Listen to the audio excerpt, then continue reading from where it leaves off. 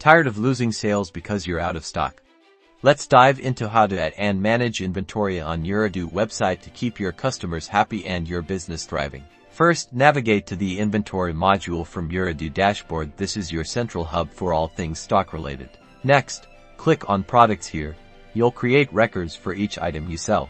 Click the create button to add a new product. Fill in the product details, including the name, sales price, and product type, like whether it's a storable product, a consumable, or a service.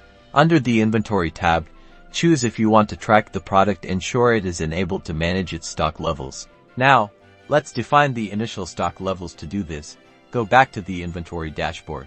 Under Operations, select Inventory Adjustments. This is where you tell Odoo how much stock you currently have on hand.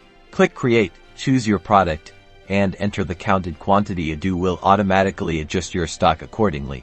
To automate stock replenishment, set up reordering rules. Go to Products again.